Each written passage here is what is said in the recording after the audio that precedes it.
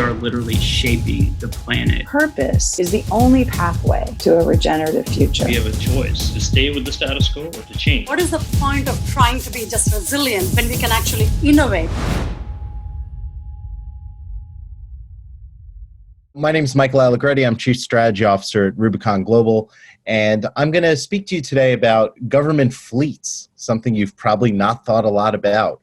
Garbage trucks, street sweepers, the other trucks that go up and down the streets of our cities every day, every week, performing a public service, and helping to tie back for you how I believe that they are a key component in creating the vision of the smart city.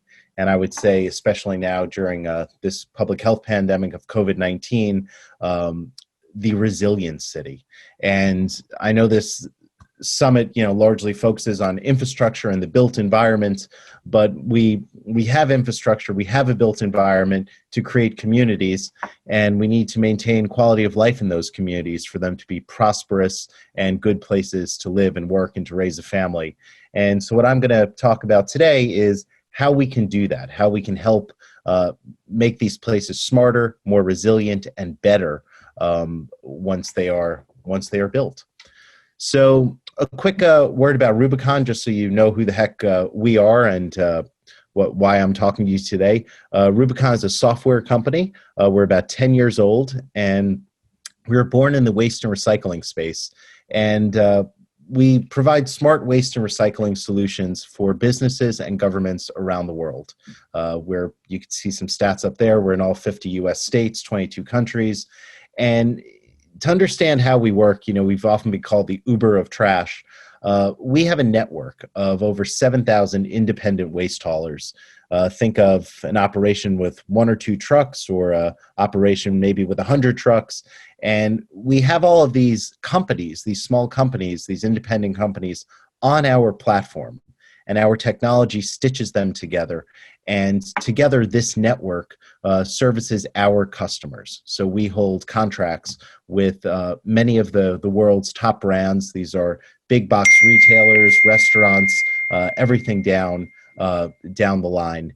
And we help them to better deal with their waste and recycling in a way that leads towards more sustainable outcomes and a better quality of life. What does that mean in plain English? It means that our company has a mission to end waste. And so we are trying every day to help our customers keep less material from going to a landfill and get it into the recycling stream and into more circular uses. And this has a real impact for communities.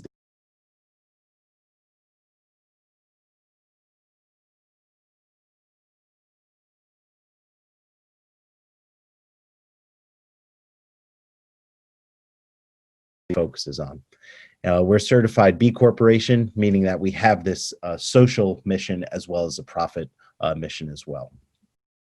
But today I'm going to be talking to you about not our commercial business working with businesses to end waste, but our work with cities, and particularly cities right now in the United States. And we do that through something called Rubicon Smart City. As the name implies, it's a smart city product. Rubicon Smart City is a technology suite or a SaaS offering that we sell to cities that own and operate their own fleets. It started with garbage trucks, and it has since expanded to street sweepers, snowplows, and other vehicles that make up a fleet.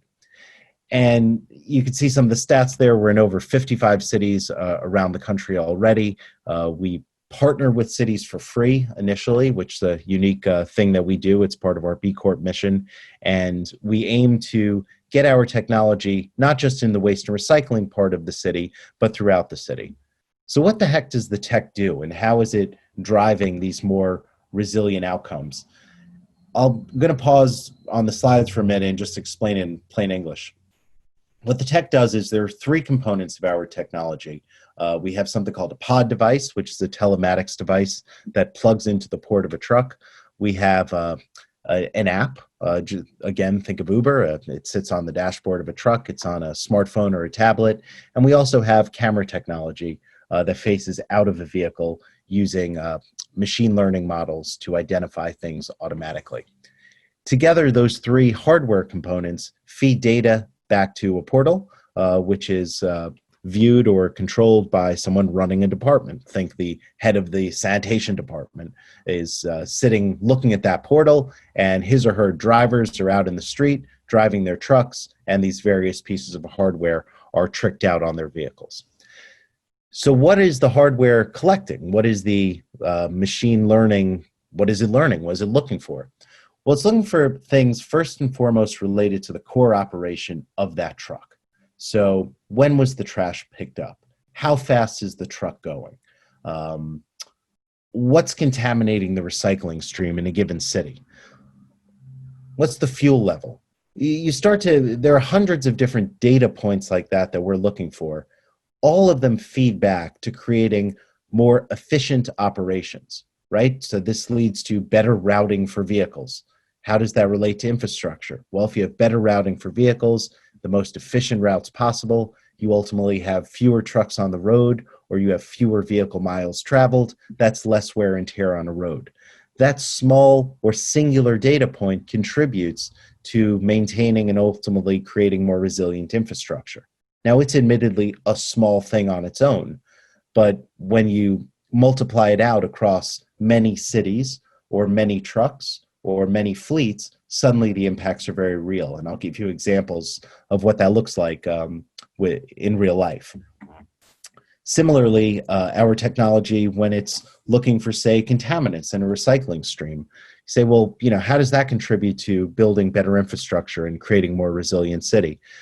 Well, if our goal is to keep materials out of landfills and to ultimately reduce our dependence on landfills, we want to have cities that have fewer landfills and fewer garbage trucks going up and down the street heading towards those landfills. We want more material being recycled or put into a circular use. That starts with ensuring that what we're doing today in terms of recycling is actually correct.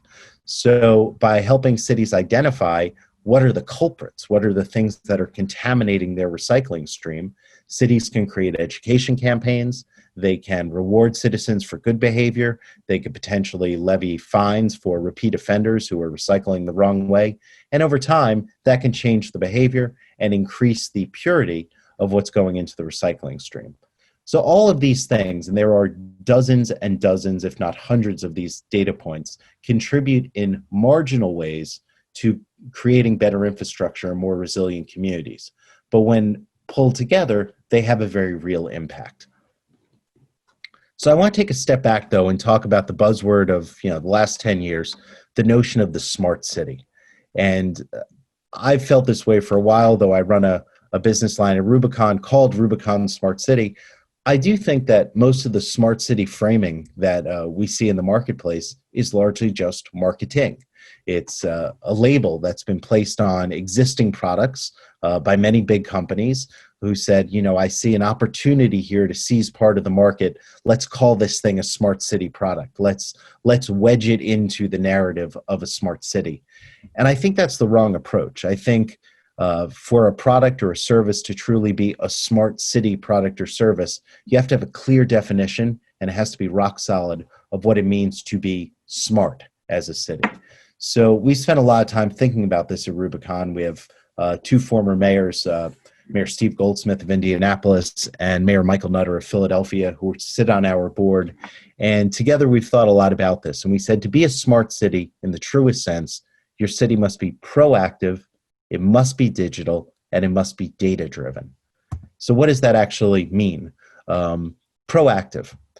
This is the idea that your city anticipates the needs of the citizen, different than responding or being responsive to the needs of the citizen.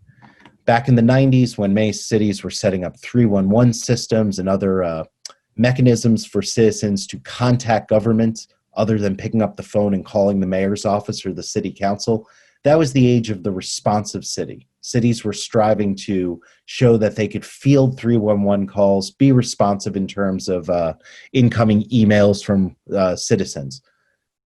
Fast forward to today, that's not good enough. Cities need to be proactive. They need to anticipate that call before it comes, remediate that potential quality of life issue or infrastructure issue, and tell the citizen that they're working on it before that call even comes in. Digital, I think, speaks for itself. We want to be paperless. We want to be real time in the systems that we have as cities. Nowhere so is this more important than in infrastructure. And then, of course, data driven. And again, everyone talks about being data driven, but simply having data is not enough. To be a data driven organization, you have to have data, digest it, generate insights, and then do action upon those insights.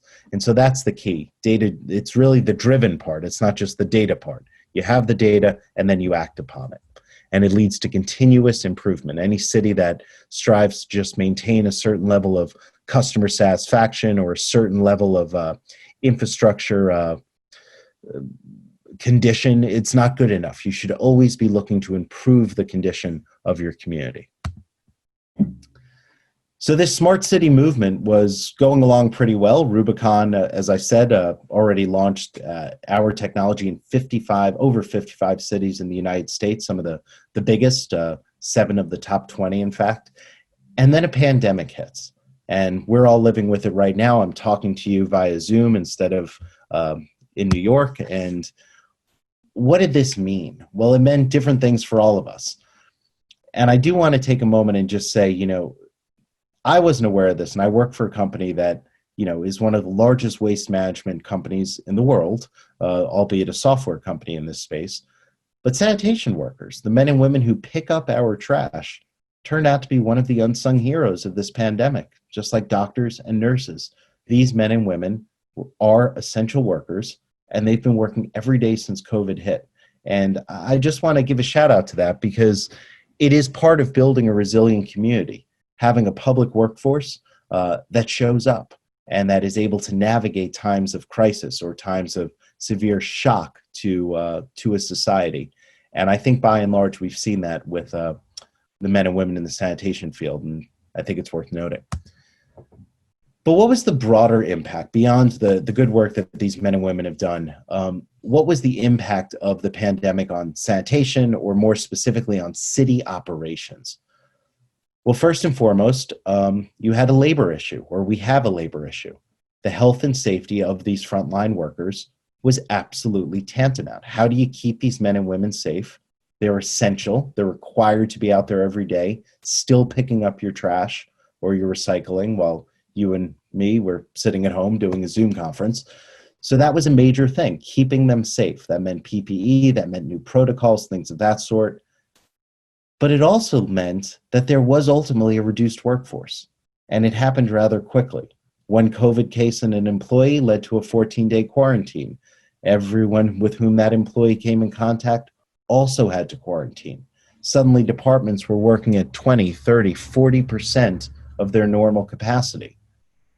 All the while, we as homeowners, working remotely, were increasing our waste volumes.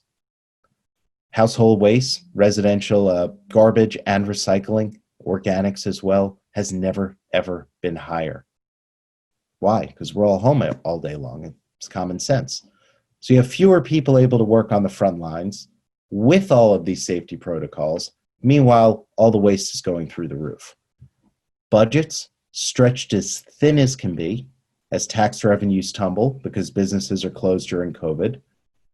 And then wrap it all up, everyone is working remotely. And it's not just those of us on this Zoom conference, it's the men and women running our governments, mayors, city councilors, the heads of sanitation departments. All of these people too are actually working from their living rooms. So how do you continue to be a smart city and a resilient city against that backdrop? Well, I think it's important to say that this idea of the smart and the resilient have kind of now merged. For years, the resilient city was something we talked about in infrastructure circles and environmental circles. We talked about building cities that were prepared for the shocks and stresses, specifically those attributable to climate change. These are the seawalls, the permeable pavements, different green building standards. We were doing all of that work to our physical infrastructure to adapt to the potential, and I would say not potential, the actual environmental issues and changes that are happening right now because of climate change. At the same time, there's this movement of creating the smart city, one built on being proactive, data-driven, and of course, paperless. Let's bring those together now. You know, the crisis necessitates that these two things, in essence, become one. And there's some good that comes out of that as well. And I think notably the second bullet point on the screen there, we're finding, particularly with the use of our product in these cities, that by having technology that essentially provides eyes and ears for a government across a fleet, and keeps all the workers accountable, regardless of where they're driving and what neighborhood they're serving, we're actually creating more equity in public service. We're ensuring that the trash gets picked up as efficiently in a low-income area as it does in a higher-income area. We're ensuring that trucks do not speed through low-income areas or high-income areas. We ensure that recycling education is taking place in one side versus the other side of the track, so to speak. So there is a silver lining to this kind of forced convergence of the smart city and the resilient city. And this is a great quote from one of our partners, the mayor of Houston, Sylvester Turner. I'll just let you read it for a second, but you know, technology is not for technology's sake. You have to recognize what your needs are and what your predetermined objective is going to be. So what I take from the mayor's quote here is, you know, for years, the smart city paradigm was experimenting with things for the sake of seeing what sticked. A pandemic arrived, and no longer could you be afforded that luxury as a city leader. You needed products or services that delivered immediate ROI and immediate improvement in your efficiency and your ability specifically to run a remote operation. And this tethers back to good infrastructure management. How do we ensure that in our quest to build more resilient communities, more resilient infrastructure, we're creating systems that allow for remote operation and redundancy specifically? So back to the kind of main topic of this webinar, the role of government fleets, a very niche idea in making these cities smart and resilient. Well, let me just take you through the case studies, because I think that's better than me kind of droning on, you know, at 30,000 feet. Let's talk about what we've learned from some of our city partners. And as I go through these, if you piece them all together, I think you start to see the broader impact that comes from this sort of technology-driven solution. Montgomery, Alabama, one of our earliest city partners, their drivers go out every day, and as the drivers are picking up the waste and recycling, our technology is also allowing them to document issues that they see in a community. These are issues, frankly, that have nothing to do with waste and recycling. These could be high weeds, it could be a leaky fire hydrant, graffiti, an abandoned home, various things that, if left undealt with or unremediated, could lead to a deteriorating community or ultimately a crisis. It could be an infrastructure crisis, such as a pothole that grows to engulf a whole lane of traffic, or it could be small things like graffiti on a few buildings, and suddenly a few weeks later, a few more, and suddenly a largely abandoned, dangerous street.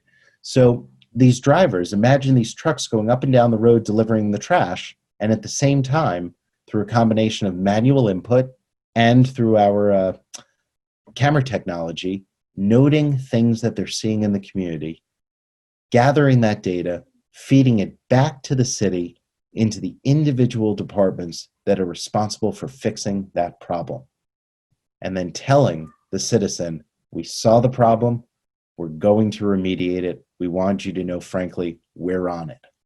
It's a whole different idea of the social contract, very forward-looking, and our friends in Montgomery have started that. They've also experienced over $375,000 a year in tax savings simply by changing their routes, something I talked about earlier, the idea that even marginal changes in how you move trucks through a community can lead to tax savings and less wear and tear on a road. City of Atlanta, our company's home base, it was our earliest partner. They saw over $300,000 in tax savings, again through fleet optimization, looking at all of their trucks and trying to rationalize the routes they take from the morning to the end of the day. And again, 300,000 here, 375,000 there, it adds up. And it adds up over year. Suddenly you're talking millions of dollars for a city. And when you look at many cities, you're talking at tens or hundreds of millions of dollars.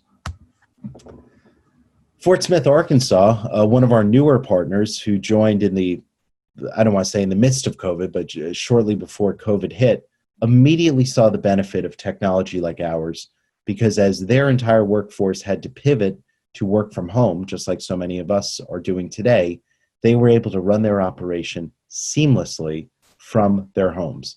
And they have only recently returned back to the office. So for over a 6-month period, this second biggest city in the state of Arkansas has been running its Department of Public Works off of our system from their homes. What's the dollar savings on that? I don't know. There might not be one, but there's certainly an important health story there. And as it pertains to infrastructure and to communities, they were able to not miss a beat despite a global pandemic slapping them in the face out of nowhere. Spokane, Washington. This is one of my favorite examples. You know, the second bullet point there speaks to the big number, right? They're finding over $2 million in revenue potential using our tech. How are they doing that?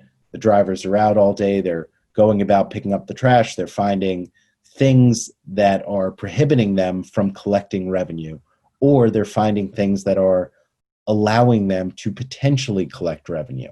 So say an overflowing bin might lead to a higher surcharge on a pail of garbage for that resident, or a locked bin might be an opportunity for a fine because the bin should be unlocked to be serviced by the city. So all in all, over a relatively short period of time, this city has identified over $2 million in revenue potential uncovered by our tech. But the first bullet actually interests me more. The city was paper-based. It's a great city. Spokane's one of our best partners. But they had a paper-based system for running a massive public works fleet. So we digitized their process. Not rocket science, but it's saving $25,000 a year in printing costs and storage of those files alone. Every little bit matters, especially in a budget environment like this. Another one of our city partners in Arkansas is able to make gains on maintenance. And I think this, you know, I'm speaking to you about trucks and fleets right now, but it has the same lesson in a broader infrastructure conversation. Our tech helps our city partners identify where critical fault codes are coming from vehicles in their fleet, and to identify essentially which trucks are the biggest culprits of these fault codes, where are the real problem trucks. And this example in Arkansas is striking. 6 trucks were responsible for 93% of the critical fault codes in their entire fleet. So you just have to focus your preventive maintenance on, say, those 6 or 7 trucks, and suddenly you're going to be able to keep those trucks on the road. You're not going to have to send a new truck out to pick up the garbage when that truck goes down mid-route. Saves tax money, saves overtime, right, for employees, and also, again, leads to fewer trucks on the street. And so something that simple, and you see there, one breakdown could be up to $50,000. That's $50,000 that could be used somewhere else in the city. Community engagement, going back to this notion of the responsive city versus the proactive city. So many cities, of course, right now are still just trying to be responsive, and they want to deliver the best service they can when a citizen calls in. So in Norfolk, Virginia, another Rubicon City partner earlier on, that city saw a 57% reduction in 311 calls related to missed garbage pickup. Now, to most of us, you might say, why is that important? Well, there's actual money attached to that. Real taxpayer savings, about $20,000 in reduced 311 expenses. They also saw about $100,000 in direct expenses related to not having to go back a second time to pick up the trash when it was missed. So all in all, a better customer service experience, fewer 311 calls, and real tax savings. And again, fewer trucks on the road, cleaner communities. And then I hit on this before with the city of Montgomery, but this is that city of Santa Fe, another partner of ours. You can tell we have a very diverse set of cities with whom we work. This city does graffiti identification. They do it every few months for a week or so. The drivers go out and look for graffiti. I don't know if any of you have been to Santa Fe. It's a magnificent place, a truly idyllic place. And it's largely because the Public Works Department is out there proactively ensuring that that quality of life and infrastructure in that city is maintained at a certain level. They're doing that with our technology, using our tech to proactively identify these issues within their community. And finally, back to Atlanta, going back to our mission, our environmental mission to end waste. This all feeds back to the environment. And every truck that's kept off a road, every ton of trash that's kept out of a landfill, yes, it means less wear and tear on the infrastructure. Yes, it means taxpayer savings, but it also means environmental gains. So in the city of Atlanta, our tech helped them identify an 83% reduction in material, recyclable material, that was improperly going to a landfill. 83% reduction. I mean, that's real. The methane emissions attributable to that reduction are real. And when you play that out over many cities, suddenly you have a real impact on this broader issue of climate and carbon emissions, or methane emissions in this case. And then, of course, I have a stat up there, 4,752 carbon dioxide emission equivalent. That's from better routing. And so, again, all the stats I gave you about better routing in those other cities, there's, of course, a carbon equivalent number that lays on top of that. So in the end, it's all about future-proofing our communities, this convergence of the smart city and the resilient city against the backdrop of the tragedy of COVID-19 will nonetheless lead to a generation of cities in this country, and I believe around the world, that are more future-proofed. These are places that will source more materials and services locally because of supply chain risk. There'll be reduced distances and complexity in those supply chains. That's a good thing, I think. And they'll invest in robust infrastructure because they have to, whether it's because of climate change, whether it's because of public health, or whether it's because it's just the right thing to do to keep your community competitive. And I think pilot engagements like those that we have at Rubicon and other companies have, when the private sector and the public sector can come together, are a really, really good way to accelerate tech innovation in the government space.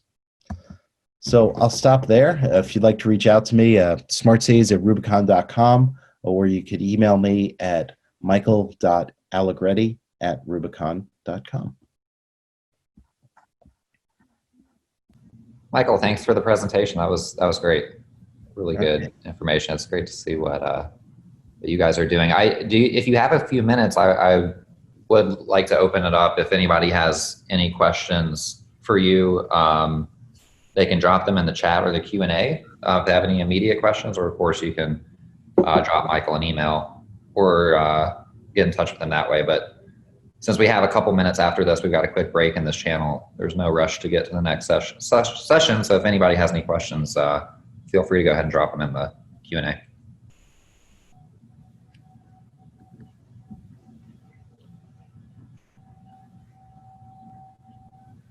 Crickets. Sometimes it takes a second.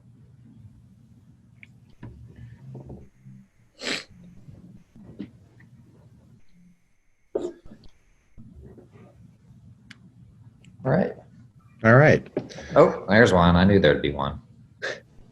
Let's see. Atif, how'd you come up with your name? Assuming he means Rubicon. You mean Rubicon, Atif? It's a good story. I mean, our founder, Nate Morris, was reading Plutarch. I know that sounds insane, but that is true. And he came up with this idea after spending time in China and seeing the immense burden that waste is in China. And how its waste management practices are frankly very different than the ones we have here and other parts of the West for sure. And he said, there is a better way. He used that as an impetus to kind of galvanize him to action. But then he looked back in America and said, waste is out of sight, out of mind here. We do it well, we pick it up on time, we cart it away, but it's also not sustainable. In many ways, it's no better than what we're seeing there, because ultimately we're just burying it in the ground.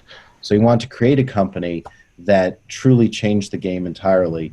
And it's a big idea, but that with its founding and with its successful maturation, the industry could never turn back. So that it would create a point of no return, and we would create a new normal for how waste is treated in this country and around the world. Great explanation. All right. Oh, no, one more. What do you think of burning black water? Burning oil. Think of burning black water. I do not have a competent answer for that. I'm sorry to say. That is above my technical expertise, if I may. So I apologize for that one. No problem at all. It does not sound like a good idea, just based on the term black water, but what do I know? I would agree. I don't exactly know what it is either, but it doesn't sound great. All right, Michael. Well, thanks so much for spending the time with us. Really appreciate it. And if I'll drop your email in this chat too, in case anybody wants to shoot you a message.